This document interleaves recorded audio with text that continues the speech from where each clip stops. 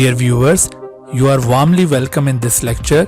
Kindly subscribe this channel and also press the bell icon below so that you could be notified about any new video from Biology Guardian. Thank you.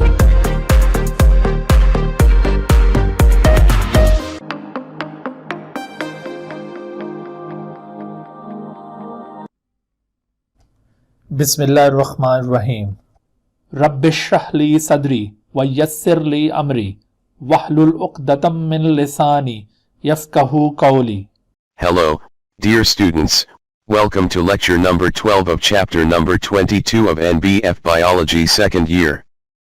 And today, we are going to discuss the characteristics of continuously varying traits, and inheritance of wheat grain color. So, let's begin the lecture. अच्छा बच्चों, इस chapter के अंदर अब तक आपने जो Mendelian inheritance के सिलसिले में जो डिफरेंट मोड ऑफ इनहेरिटेंस पढ़े हैं, जो ट्रेट्स हमने डिस्कस किए थे, उन ट्रेट्स में आपको याद होगा हमने डिस्कस किया था सीड शेप, सीड कलर, ये हमने पी प्लांट के अंदर डिस्कस किया था। इसके अलावा आपको फ्लावर कलर बताया था इन 4 o'clock प्लांट, या फिर जैसे हमने MN blood group system in human, और फिर बाद में आपको ABO ब्लड ग्रुप सिस्टम की इनहेरिटेंस भी बताई थी। इन तमाम केसेस में जो चीज़ आपको कॉमन नज़र आ रही थी वो क्या थी? एक तो इनकी अल्टरनेटिव फिनोटाइप्स में आपको बहुत क्लियर कट डिफरेंस दिखाई दे रहा था। यानी जैसे सीड शेप सिर्फ 2 डिफरेंट अल्टरनेटिव फॉर्म्स में पाई गई थी। One of them is known as round and the other is wrinkled. Seed colour में आपने 2 डिफरेंट कंट्रास्टिंग फॉर्म्स देखी थी, येलो सीड कलर जो कि डोमिनेंट था over the green seed colour.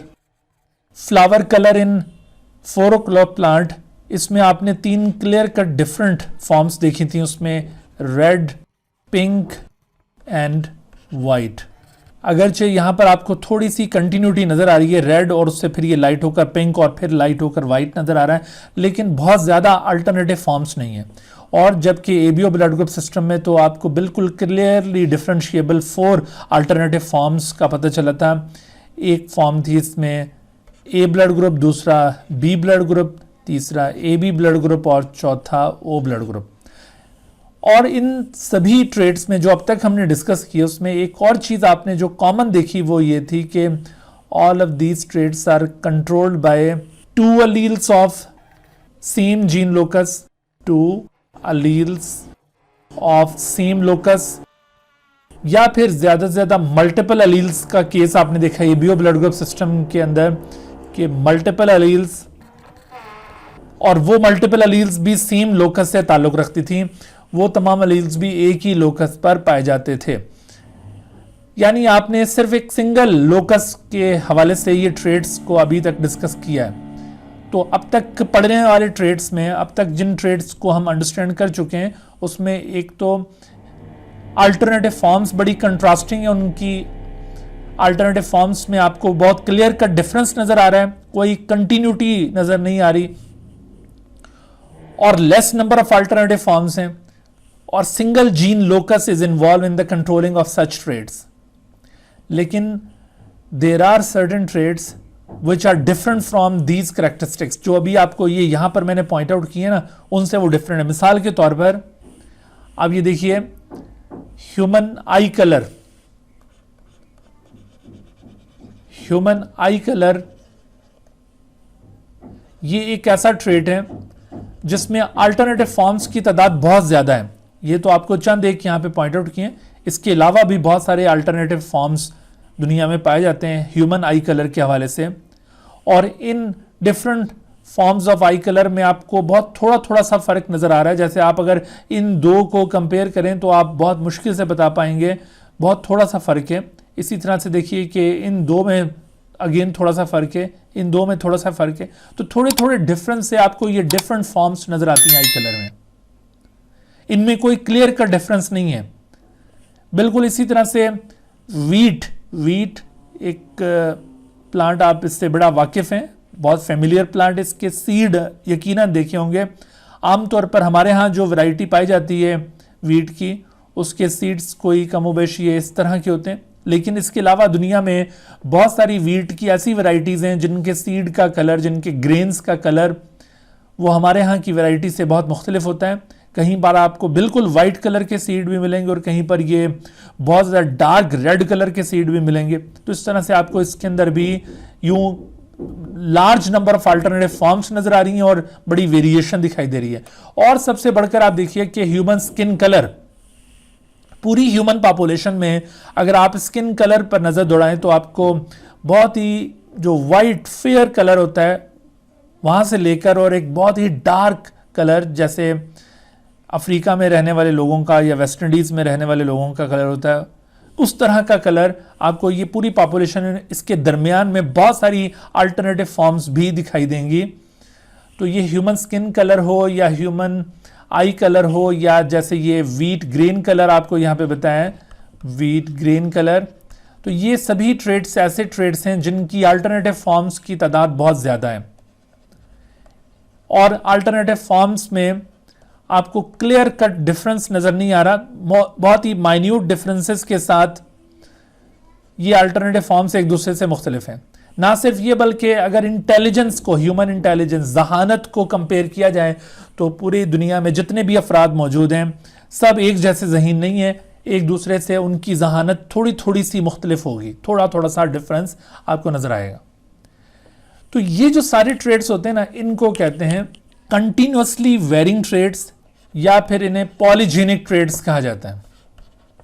तो हमारा आज का टॉपिक ये इसी हवाले से कंटिन्यूसली वेरिंग ट्रेड्स या पॉलीजेनिक ट्रेड की इनहेरिटेंस को हमने डिस्कस करना है। इनको कंटिन्यूसली वेरिंग ट्रेड्स क्यों कहा जा रहा है, पॉलीजेनिक ट्रेड्स क्यों कहा जा रहा है और पहले वाले ट्रेड से ये कैसे मुख्तलिफ है, इनकी प्रॉपर्टीज देखकर हमें अंदाजा होगा। जैसे सबसे पहली प्रॉपर्टी आप इनकी ये बता सकते हैं कि these traits have large number of alternative forms. आपको ये प्रॉपर्टीज, ये कैरेक्टरिस्टिक्स में बताने लगा हूं, प्रॉपर्टीज और characteristics of continuously varying traits. तो प्रॉपर्टीज या कैरेक्टरिस्टिक्स में सबसे पहली प्रॉपर्टी तो आप ये पॉइंट आउट कर सकते हैं कि such traits have large number of alternative forms, large number of alternative forms. इनकी फिनोटाइप्स में बहुत ज़्यादा रेंज आपको नजर आएगी। तो इनकी अल्टरनेटिव फॉर्म्स में बहुत ज़्यादा आपको रेंज मिलेगी, large number of alternative forms दिखाई देंगी यहां पर। These alternative forms show minute differences, very minute differences. Very minute differences का मतलब होगा कि दे आर नॉट कंट्रास्टिंग।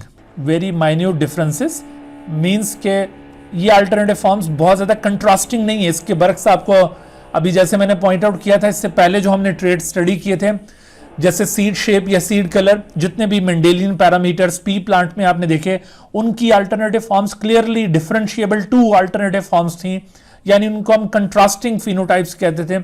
लेकिन ये जो ट्रेड्स अभी हम डिस्कस करने जा रहे हैं, इनकी अल्टरनेटिव फॉर्म्स कंट्रास्टिंग नहीं होंगी, एक दूसरे से बिल्कुल क्लियरली डिफरेंशिएट नहीं होती होंगी, थोड़ा थोड़ा सा फर्क इनके अंदर आपको दिखाई देगा और इस तरह से आपको एक large number of alternative forms की रेंज वहां पर नजर आएगी।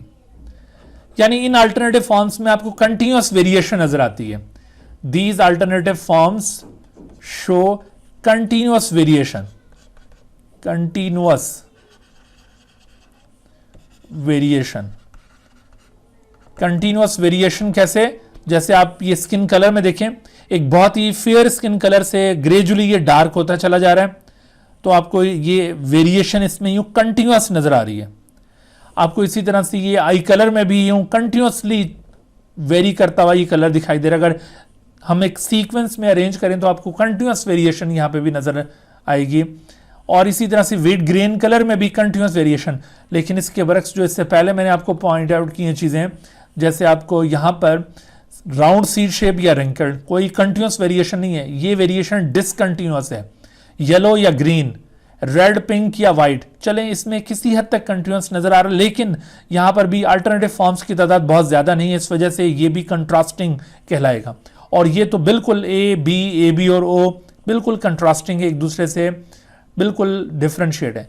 कंट्रास्टिंग वर्ड हम वहां यूज करेंगे जहां पर दो फिनोटाइप्स एक दूसरे से क्लियरली डिफरेंशिएबल हो, तो वहां पर आप टर्म यूज करेंगे कंट्रास्टिंग, कंट्रास्टिंग फिनोटाइप्स। लेकिन अगर ये अल्टरनेटिव फिनोटाइप्स के दरमियान आपको इस तरह वेरिएशन बहुत माइन्यूट नजर आती है तो वहां पर कंट्रास्टिंग वर्ड यूज नहीं किया जाएगा, वहां पर कंटिन्यूस वेरिएशन का वर्ड यूज किया जाएगा। And this is the reason why these traits are called continuously varying traits. अभी जैसे मैंने आपको बताया कि इन ट्रेड्स को कंटिन्यूसली वेरिंग ट्रेड्स कहा जाता है, उसका यही रीजन है कि इन ट्रेड्स की अल्टरनेटिव फॉर्म्स की तादाद ज्यादा है और इनकी अल्टरनेटिव फॉर्म्स में बहुत माइन्यूट डिफरेंसेस हैं। यही जो पहले वाले 2 पॉइंट हैं आप ये रीजनिंग के लिए यूज कर सकते हैं। अगर आपसे कहा जाए कि why polygenic traits are also called continuously varying traits. अच्छा, और दूसरी तरफ आप देखिए कि ये जो ट्रेड्स होते हैं ना, they actually can not be controlled by single gene, या वो जो एक लोकस है ना, एक लोकस से एक्चुअली ये कंट्रोल नहीं होते हैं। They are controlled by genes of 2 or more loci. They are actually controlled by alleles of 2 or more loci. 2 or more loci. Locus का प्लूरल है loci. एक से ज्यादा loci के ऊपर प्रेजेंट alleles या genes वो इसको कंट्रोल करती हैं, और इसी वजह से इनको क्या कहा जाता है, that is they are polygenic. इनको पॉलीजेनिक इस वजह से कहते हैं because more than two or more than 2 loci are involved, therefore they are called polygenic. इनको polygenic कहने का रीजन भी यही है, these are polygenic traits, क्योंकि इसमें जितने भी loci इन्वॉल्व होंगे, locus 1, locus 2, locus 3, locus 4, तो locus एक से ज्यादा हैं, 2 और more loci हैं, इस वजह से उन loci पर पाए जाने वाले अलील्स वो अलग अलग जीन्स के तौर पर एक्ट कर रहे होंगे, तो इनको इसी वजह से पॉलीजेनिक ट्रेड्स कहा जाता है। अगर कंटिन्यूसली वेरिंग ट्रेड होने का रीजन पूछा जाए तो आपने ये पहले वाले 2 पॉइंट बताने, और अगर ये पूछा जाए कि why continuously varying traits are also called polygenic traits, तो आपने ये रीजन बताना है कि actually these traits can not be controlled by alleles of same locus, actually they are controlled by alleles of 2 or more loci, therefore they are called polygenic traits. और ये जो polygenic trades होते हैं जिनका हम जिक्र कर रहे हैं, ये पॉलीजेनिक ट्रेड दरअसल additive way of inheritance show करते हैं। Additive way of inheritance, they actually show additive way of inheritance. What is this additive way of inheritance? Additive way of inheritance क्या चीज है? एक्चुअली यहां पर ऐसा होता है कि इसका मतलब यह है कि जो इंटेंसिटी होती है ना फिनोटाइप की, इंटेंसिटी, यहां पर जो फिनोटाइप है ना उसकी इंटेंसिटी मैटर कर रही होती है। ये जो थोड़ा थोड़ा सा फर्क आपको नजर आ रहा है वो इंटेंसिटी कहलाएगी। यानी जैसे हम इधर जिक्र कर रहे थे कि स्किन कलर बहुत फेयर है, तो फेयर क्यों है? Because of lack of pigment. Pigment जो स्किन कलर डेवलप करता है वो बहुत कम क्वांटिटी में प्रोड्यूस हो रहा है, तो therefore skin colour is very fair. और जैसे जैसे स्किन कलर डेवलप करने वाला वो पिगमेंट जिसे मेलानिन कहा जाता है, मेलानिन, उसकी क्वांटिटी बढ़ती जा रही है, तो ऐसी सूरत में ये फिनोटाइप डार्क होती जा रही है। तो यहां पर देखो ये फिनोटाइप्स में जो डिफरेंस है इसको इंटेंसिटी कहा जाएगा, शिद्दत, उस फिनोटाइप की शिद्दत। फिनोटाइप यूं डार्क होती जा रही है ना, उसमें है एक ही फिनोटाइप यानी स्किन कलर, लेकिन बस थोड़ा सा वो ज्यादा डार्क हो गया, इधर और ज्यादा डार्क, इधर और ज्यादा डार्क, इधर और ज्यादा डार्क, तो इस तरह से उसके अंदर आपको ये डार्कनिंग होती हुई नजर आ रही है, तो इसे इंटेंसिटी कहा जाएगा। तो यहां पर जो फिनोटाइप की इंटेंसिटी होती है, it depends upon the number of particular effect causing alleles, that is the intensity of the phenotype. Intensity या यहां पर टर्म समटाइम मैग्नीट्यूड भी यूज की जा सकती है, मैग्नीट्यूड, क्योंकि समटाइम ये न्यूमेरिकल ट्रेट्स इसमें इन्वॉल्व होते हैं। जैसे कोई प्लांट के अंदर हम बात करें नंबर ऑफ लीव्स, ठीक है, नंबर ऑफ फ्रूट या वेट ऑफ फ्रूट, तो डिफरेंट फ्रूट, जैसे डिफरेंट सेब एक ट्री से आप जो हासिल करते हैं वो सारे एप्पल्स एक ही जितना वेट नहीं रखते, उनका साइज एक जितना नहीं होता, थोड़ा थोड़ा सा फर्क होगा। तो इस तरह से ये मैग्नीट्यूड वर्ड भी हम यहां पे यूज कर सकते हैं, मैग्नीट्यूड। सो इंटेंसिटी और magnitude is determined by number of particular effect causing alleles. Particular effect causing allele से मतलब यह है कि यहां पर जो अलील्स होंगे ना वो ट्रेट के ऊपर 2 तरह का इन्फ्लुएंस कॉज करते होंगे। The alleles either have positive influence upon the trait और the alleles have negative effect upon the traits, यानी जितने भी पॉलीजीन्स यहाँ पर इन्वॉल्व हैं, पॉलीजीन्स कह रहे हैं उन तमाम जीन्स को जो डिफरेंट लोसाई पर मौजूद हैं और इन ट्रेड्स को वो कंट्रोल करें, उन्हें पॉलीजीन्स कह रहे हैं। तो उन पॉलीजीन्स के अंदर जो अलील्स पाए जाते हैं वो अलील्स दो किस्म के हैं, positive effect causing alleles, positive effect causing alleles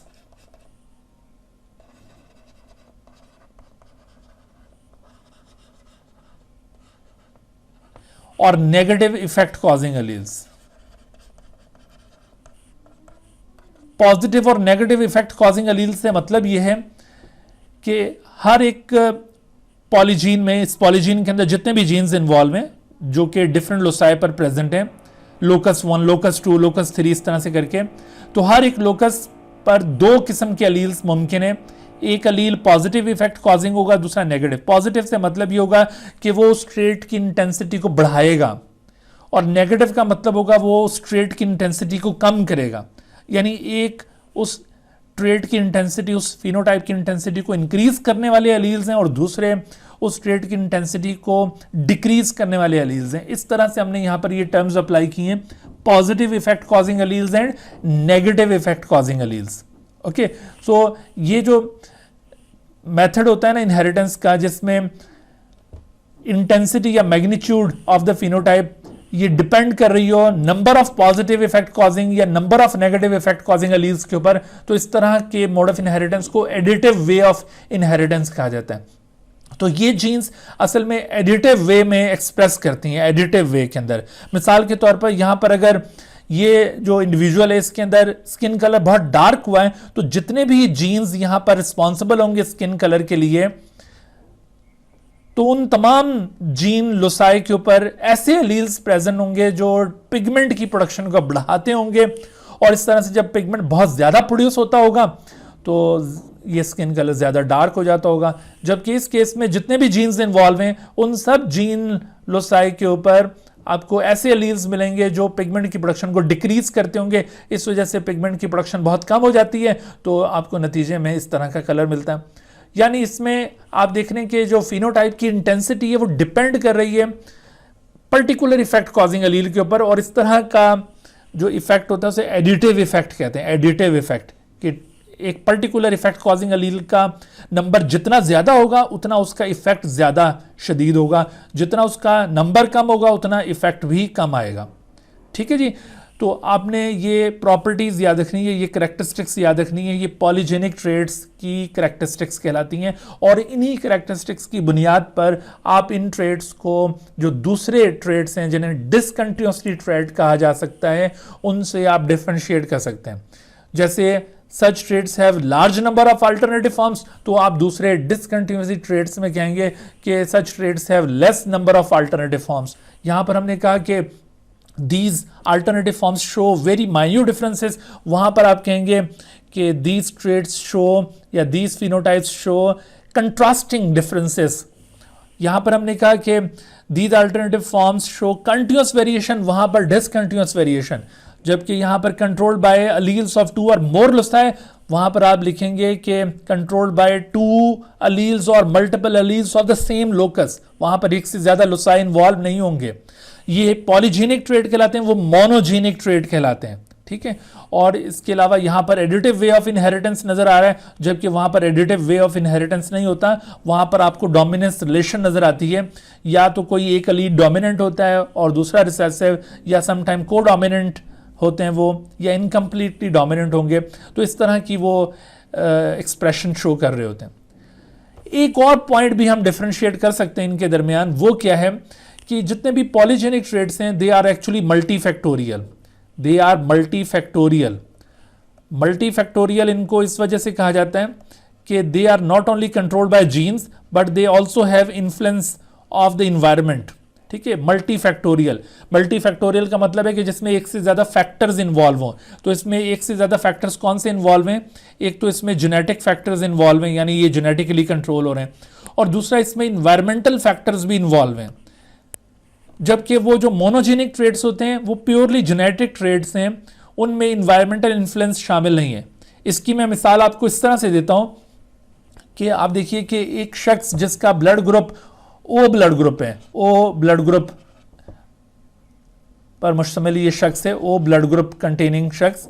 तो अगर इस शख्स का ब्लड ग्रुप ओ है और ये ओ ब्लड ग्रुप रखने वाला शख्स अगर सारी उम्र ए ब्लड ग्रुप वाले लोगों के दरमियान में रहे, तो आप क्या समझते हैं कि बूढ़ा होने तक ये इसका ओ ब्लड ग्रुप क्या ये चेंज होकर ए ब्लड ग्रुप में बदल जाएगा? ऐसा मुमकिन नहीं है। ठीक है, ऐसा बिल्कुल मुमकिन नहीं है। ब्लड ग्रुप कभी चेंज नहीं होता क्योंकि ये प्योरली जेनेटिक ट्रेट है। ठीक है, लेकिन इसके बरक्स जैसे ह्यूमन स्किन कलर की अभी हमने example the, skin colour in human या इंटेलिजेंस इन द ह्यूमन। तो अगर आप देखें कि जब कोई बेबी पैदा हुआ और बहुत ही गोरे रंग के साथ वो पैदा हुआ है, तो अगर वो बहुत ही गोरे रंग की स्किन के साथ अगर वो पैदा हो चुका, लेकिन उसके बाद अगर उसको बाहर का एक्सपोजर ज्यादा मिलता है, धूप में ज्यादा काम करने का मौका मिलता है, तो आप देखें कि उसका क्या वो स्किन कलर उसी तरह से फेयर रहेगा? नहीं, बल्कि वो धूप की वजह से उसका रंग काला पड़ना शुरू हो जाएगा, उसके अंदर पिगमेंट की प्रोडक्शन बढ़ जाएगी। तो आपने देखा इन्वायरमेंटल इन्फ्लुएंस है। इसी तरह से कोई शख्स जब पैदा हुआ तो वो बहुत ही ज़हीन शख्स है, यानी उसके अंदर बहुत ही अच्छी जहानत वाले जीन्स मौजूद हैं, लेकिन अगर उस शख्स को, उस बहुत ही ज़हीन शख्स को अगर स्कूल जाने का मौका ना मिले, अगर उसको जो कंपनी मैसर आए, ऐसे दोस्तों की कंपनी मैसर आए जो बिल्कुल ही डल हों, तो आप क्या समझते हैं कि वो क्या उन ज़हीन जीन्स का फ़ायदा उठा पाएगा? क्या वो शख्स उसी तरह से जहानत शो कर पाएगा जैसा कि अगर उसको अच्छा इन्वायरमेंट मिलता, अच्छी स्कूलिंग मिलती, अच्छी गाइडलाइन मिलती, तो उसके वो जीन्स एक्सप्रेस करते और वो बहुत ज़्यादा जहानत शो करता? तो आपने देखा कि जहानत के ऊपर, स्किन कलर के ऊपर या इस तरह के जितने भी पॉलीजेनिक ट्रेड्स हैं, उनके ऊपर इन्वायरमेंट का बहुत गहरा असर होता है। तो वो इन्वायरमेंट की वजह से उसके अंदर आपको वेरिएशन दिखाई देगी। तो ये मल्टी फैक्टोरियल कहलाते हैं। लेकिन जो आपको इससे पहले मैंने आपको ट्रेड्स बताए थे वो मल्टी फैक्टोरियल नहीं है, वो यूनिफैक्टोरियल हैं या मोनोफैक्टोरियल हैं। वो सिर्फ जीन से कंट्रोल होते हैं, उनके ऊपर इन्वायरमेंट का कोई असर नहीं होता। ठीक है, तो इस तरह से आप इन दोनों ट्रेड्स को डिफ्रेंशिएट भी कर सकते हो। अब हम यहाँ पर अंडरस्टैंडिंग के लिए एग्जाम्पल्स लेते हैं। उसमें दो एग्जाम्पल हमारे कोर्स में गिवन है। एक हमने वीट ग्रीन कलर की एग्जाम्पल देखनी है इसके मैकेनिज्म ऑफ इनहेरिटेंस को अंडरस्टैंड करने के लिए, और दूसरी ह्यूमन स्किन कलर की एग्जाम्पल लेंगे। तो पहले हम जरा डिस्कस करते हैं wheat green colour, inheritance of wheat green colour. Wheat green colour की इनहेरिटेंस को पहली बार जिस शख्स ने रिपोर्ट किया था, इसके इनहेरिटेंस मैकेनिज्म को जिस शख्स ने पहली बार सॉल्व किया था, उसका नाम है निल्सन एली। निल्सन एली ने जब ये वीट ग्रीन कलर को स्टडी किया तो उसके पास दो एक्सट्रीमली डिफरेंट वैरायटीज़ मौजूद थी। उनमें से एक वैरायटी थी डार्क रेड वैरायटी और दूसरी वैरायटी बिल्कुल प्योरली वाइट वैरायटी। इसमें आप देखिए ये डार्क रेड ग्रीन प्लांट और दूसरा वाइट ग्रीन प्लांट। इसके जो ग्रेन्स हैं, सीड्स हैं, वो बिल्कुल डार्क रेड कलर के हैं और इसके बिल्कुल प्योरली वाइट हैं। ये दो कंट्रास्टिंग वैरायटीज़ आप देख रहे हैं इस वक्त। तो फर्स्ट पेरेंटल जनरेशन में उसने इस बात का ख्याल रखा कि ये जो डार्क रेड ग्रीन प्लांट है ये होमोजाइगस होना चाहिए, ट्रू ब्रीड होना चाहिए अपने जीनोटाइप के लिए। तो उसने इसकी ट्रू ब्रेडनेस पहले डिटरमिन की और उसके बाद फिर ये जो true breed dark red green plant था उसको यहाँ पे यूज़ किया। सिमिलरली उसने वाइट ग्रीन प्लांट के लिए भी ट्रू ब्रेडनेस को पहले अचीव किया था और उसके बाद फिर ये true breeding white green plant यहाँ पे यूज़ किया गया था।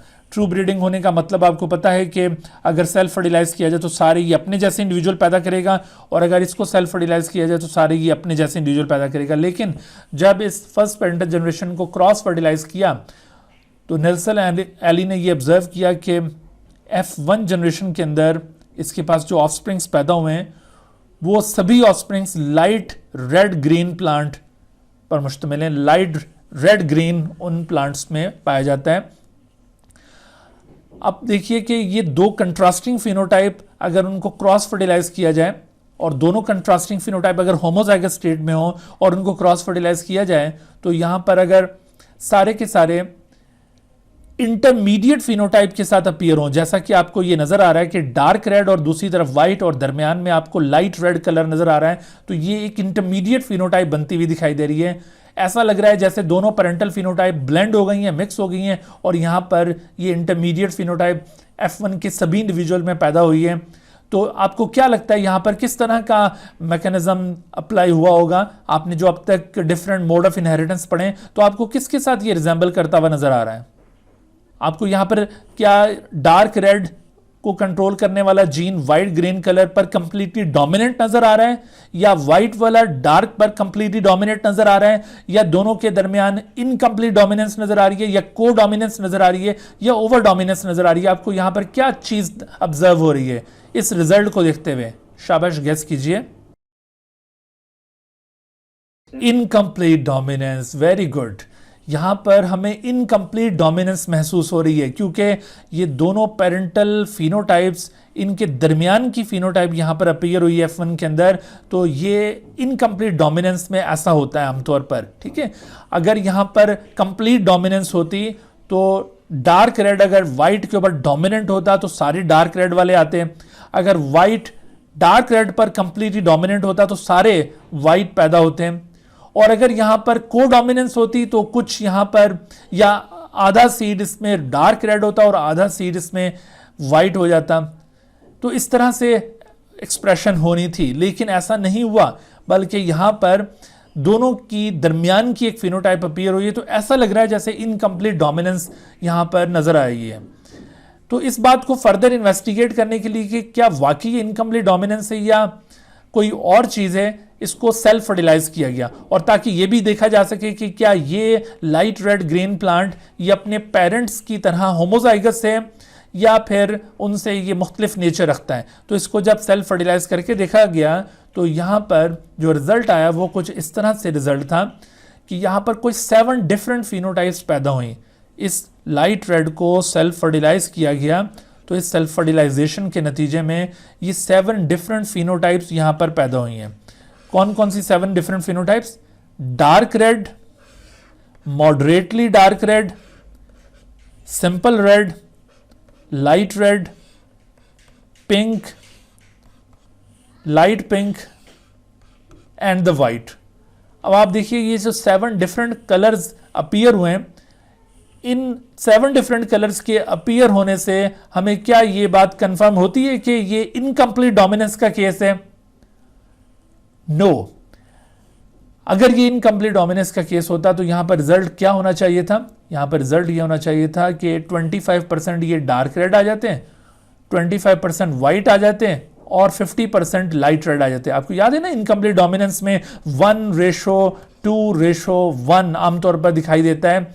दोनों पेरेंटल फिनोटाइप्स भी आ जाती हैं और इसके साथ साथ ये जो F1 वाली फिनोटाइप है वो भी आगे पास करती है। ऐसा ही होता है ना। लेकिन यहां पर बेटे ये जो 7 डिफरेंट फिनोटाइप्स डेवलप हो रही हैं, तो इन 7 डिफरेंट फिनोटाइप्स का अपीयर होना और फिर उनमें जो रेशो आपको नजर आ रहा है कि टोटल 64 इंडिविजुअल में से एक के अंदर आपको डार्क रेड नजर आए 1 out of 64, 6 out of 64 moderately dark red हैं, 15 आउट ऑफ 64 रेड हैं, 20 out of 64 light red, 15 out of 64 pink और 6 out of 64 light pink and again 1 out of 64 is the white. तो इस तरह से टोटल 64 की पॉपुलेशन में ये प्रोबेबिलिटी इनकी डेवलप हुई है। अब आप देख रहे हैं कि डार्क रेड ग्रीन प्लांट को व्हाइट ग्रीन प्लांट के साथ अगर इस तरह से क्रॉस फर्टिलाइज किया जाए, जबकि ये दोनों होमोजाइगस थे और यहां पर एक इंटरमीडिएट फिनोटाइप अपीयर हुई, लेकिन उसकी सेल्फ फर्टिलाइजेशन से 7 डिफरेंट फिनोटाइप्स अपीयर हुई हैं, तो इससे ये हमें कंफर्म हो रहा है कि ये इनकम्प्लीट डोमिनेंस हरगिज नहीं है। अगर ये इनकम्प्लीट डोमिनेंस नहीं है तो फिर ये क्या है? तो इसको फर्दर जब इन्वेस्टिगेट किया नेल्सन एली ने, तो उसने ये चीज रिपोर्ट की कि दरअसल ये एक पॉलीजेनिक ट्रेट है। उसने इसको इस तरह से कंक्लूड किया कि ये जो डार्क रेड को व्हाइट ग्रीन के साथ हमने क्रॉस किया था, तो इसमें डार्क रेड इसको 3 डिफरेंट जीन्स कंट्रोल करते थे। ये capital A, capital A, capital B, capital B और कैपिटल सी, कैपिटल सी। और दूसरी तरफ व्हाइट ग्रीन प्लांट को भी 3 डिफरेंट जीन पेयर्स कंट्रोल कर रहे हैं, स्मॉल ए, स्मॉल ए, स्मॉल बी और स्मॉल सी, स्मॉल सी। एक्चुअली यहां पर 3 डिफरेंट लोसाई इन्वॉल्व हैं, यहां पर 3 लोसाई इन्वॉल्व हैं।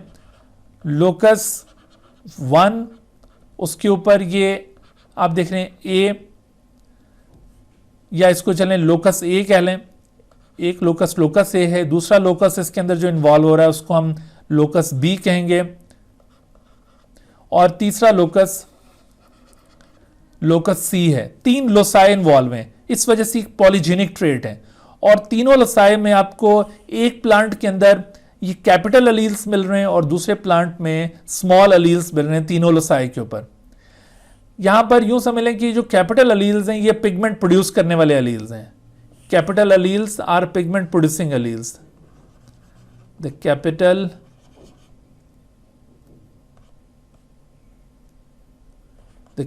Alleles are pigment producing alleles, ये पिगमेंट प्रोड्यूसिंग अलील्स हैं।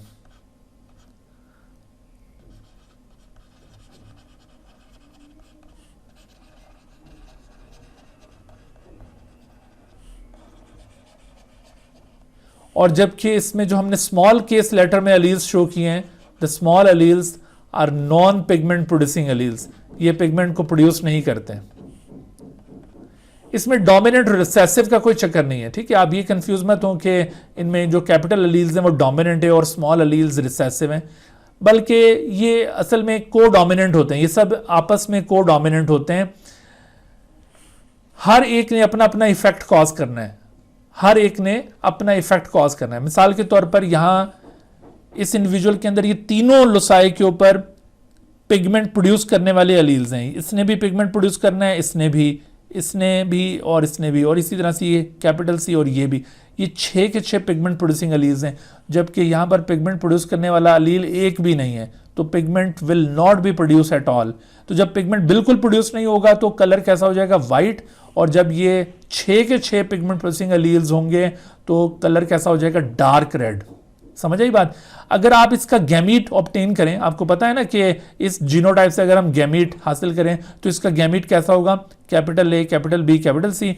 और अगर इस इंडिविजुअल से भी गैमीट ऑब्टेन करें तो स्मॉल ए, स्मॉल बी, स्मॉल सी, ये गैमीट बनेगा। इन दोनों गैमीट की फर्टिलाइजेशन आप करवा के देखिए तो आपके पास ये जीनोटाइप आएगा। और इस जीनोटाइप को रखने वाला जो इंडिविजुअल होगा वो कैसा होना चाहिए, उसका फिनोटाइप होगा लाइट रेड ग्रीन। वो कैसे, देखो इसमें आप पिगमेंट प्रोड्यूस करने वाले अलील्स कौन कौन से हैं, कैपिटल ए, ये कैपिटल बी और ये कैपिटल सी, 3 पिगमेंट प्रोड्यूस करने वाले अलील्स हैं। और दूसरी तरफ जो पिगमेंट नॉन प्रोड्यूसिंग अलील्स हैं उनकी तादाद भी 3 है, स्मॉल ए, स्मॉल बी और स्मॉल सी। तो इस तरह से पिगमेंट प्रोड्यूस करने वाले अलील्स और पिगमेंट ना प्रोड्यूस करने वाले अलील्स, उनकी तादाद बराबर हो गई है। या दूसरे लफ्जों में हम कहें कि यहां पर 6 के 6 पिगमेंट प्रोड्यूसिंग अलील्स थे, यहां पर 0, यहां पर 6 पिगमेंट प्रोड्यूसिंग अलील और यहां पर 3 रह गए। तो जाहिर है कि फिर इसका फिनोटाइप इन दोनों के दरमियान का फिनोटाइप होना चाहिए, और आपको ये दरमियान का फिनोटाइप नजर आ रहा है, क्योंकि यहां पर हर एक जीन, हर एक अलील इंडिपेंडेंटली एक्सप्रेस कर रहा है। और जो इंटेंसिटी ऑफ द फिनोटाइप है वो डिपेंड कर रही है number of particular effect causing alleles के ऊपर, कि अगर पिगमेंट प्रोड्यूस करने वाले अलील्स की तादाद जैसे जैसे ज्यादा होती जाएगी तो यहां पर इंटेंसिटी उतनी ज्यादा होती जाएगी, ठीक है। इसको कहते हैं एडिटिव वे, तो यहां पर वो एडिटिव वे नजर आ रहा है। अच्छा, फिर इसी तरह से जब इसको सेल्फ फर्टिलाइज किया गया था तो यहां पर क्या हुआ था, तो during self fertilization of this individual, इसको इसी से क्रॉस किया है, और इसके जब आप गैमीट्स ड्राइव करेंगे, इस इंडिविजुअल से जो गैमीट हासिल किए हैं, suppose these are the male gametes, वो ये हमने लिखे क्योंकि ये तीनों जीन पेयर्स हेटेरोजाइगस स्टेट में, तो 8 different type of gametes can be produce. और इसी तरह से ये फीमेल गैमीट्स हम यहां से लेते हैं, तो यहां पर भी तीनों जीन पेयर्स हेटेरोजाइगस स्टेट में, तो 8 different type of gametes can be produce from this individual. अगर आप इसके 8 डिफरेंट गैमीट्स को इन 8 डिफरेंट गैमीट्स के साथ फर्टिलाइज करवाएं, रैंडम फर्टिलाइजेशन, तो आपके पास ये 64 इंडिविजुअल्स की पॉपुलेशन आ जाएगी। अब इन 64 इंडिविजुअल्स में हम फिनोटाइप का कैसे अंदाजा लगाएंगे, तो फिनोटाइप का अंदाजा इस तरह से लगाएंगे कि देखिए, अगर ये 6 के 6 पिगमेंट प्रोड्यूसिंग अलील्स होंगे तो डार्क रेड, जैसे अभी मैंने शो किया था आपको, कैपिटल ए, कैपिटल बी और कैपिटल सी। और अगर पिगमेंट प्रोड्यूसिंग अलील्स की तादाद 0 हो जाए, स्मॉल ए, स्मॉल बी, स्मॉल सी, तो ऐसी सूरत में वाइट। और अगर पिगमेंट प्रोड्यूसिंग अलील्स की तादाद बराबर हो जाए, जैसे कि capital A, capital B, small B और कैपिटल सी स्मॉल सी, यानी 3 पिगमेंट प्रोड्यूसिंग अलील्स हों तो लाइट रेड। तो इसी लिहाज से आप देखिए कि अगर ये पिगमेंट प्रोड्यूसिंग अलील्स की तादाद 6 के बजाय 5 रह जाए तो ये मॉडरेटली डार्क रेड हो जाएगा। अगर पिगमेंट प्रोड्यूसिंग अलील्स की तादाद 4 हो तो ये सिंपल रेड हो जाएगा, और अगर पिगमेंट प्रोड्यूसिंग अलील्स की तादाद 3 हो तो लाइट रेड। इसी तरह से 2 के साथ पिंक, 1 के साथ लाइट पिंक, और अगर पिगमेंट प्रोड्यूसिंग अलील्स 0 हो जाएं तो फिर ये वाइट हो जाता है। और इसमें रेशो क्या आएगा, जो रेशो उसने प्रैक्टिकली ऑब्टेन किया था वही रेशो यहाँ पर थ्योरेटिकली भी साबित हो रहा है। 1:6:15:15:6:1।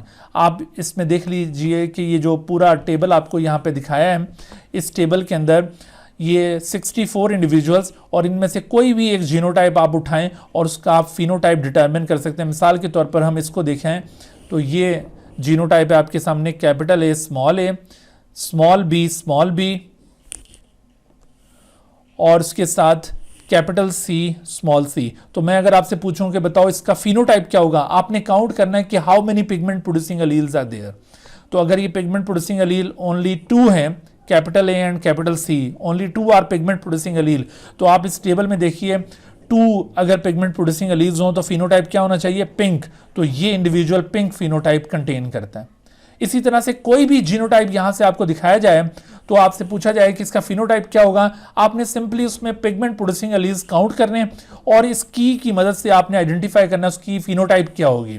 अगर 6 के 6 पिगमेंट अलील्स हैं तो डार्क रेड, 5 हैं मॉडरेटली डार्क रेड, 4 के साथ रेड, 3 के साथ लाइट रेड, 2 के साथ पिंक, 1 के साथ लाइट पिंक, और अगर ये 0 हो जाए तो वाइट। इस तरह से आप इसको ऑब्जर्व करेंगे।